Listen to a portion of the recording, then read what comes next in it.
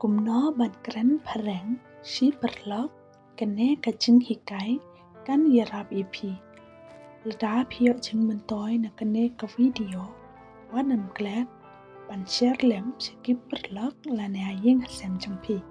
Wanam glad ro one page step by step kanang bapin yo jing mentoy na kane ka video. Wanam glad ro ban like, share and subscribe. How was your result? KUMNO ka result trong pi. It was good. Ka shu biang hi. What is your aim in life? Ka ấy ka jing krang ha ka jing im trong pi.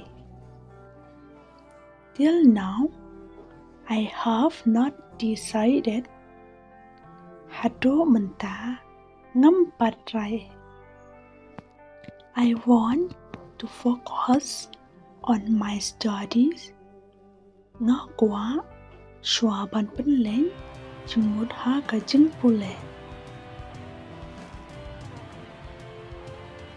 I will decide later.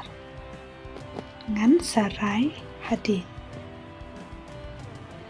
Why you said like that? Balay pi ong kumta.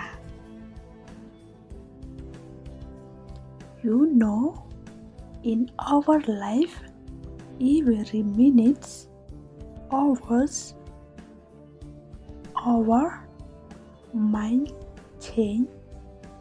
Hitip ha ka jing im jongi man la ka minute ka kanta.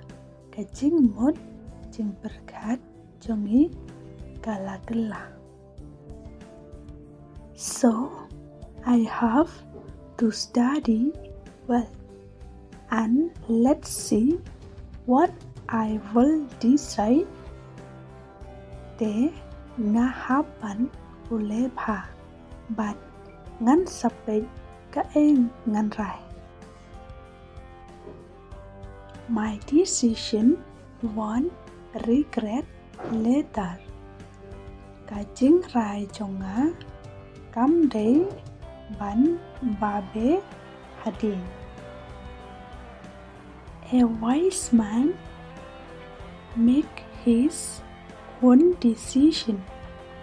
Ubri upastat urai hi dalade yalade.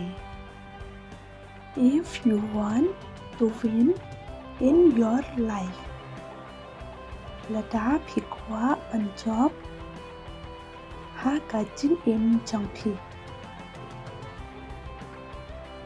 Stay away from people who discourage you. Kiar na kiparlok kibapan do mensin yepi. The more you read, the more you learn. Kata pidang boleh, kata pidang nang. Never stop learning. What I baga jing kwa trong pi ban tip kan sange. Why I lost hope. Balay ngado jing kermen. Everyone lost hope. Man la away, pa away udo jengkermen. When we sit alone, we use think a lot.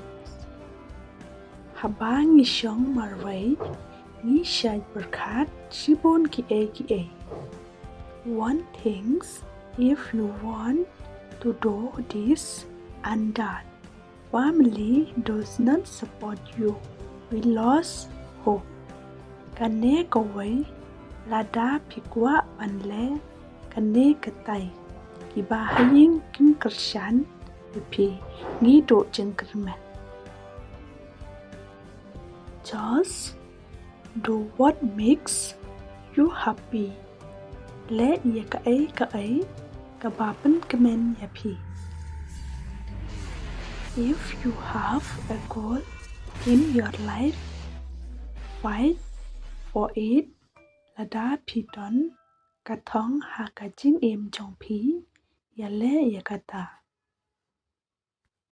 If you have to fight alone, don't give up. Lada pihap panyale marway, what can randin?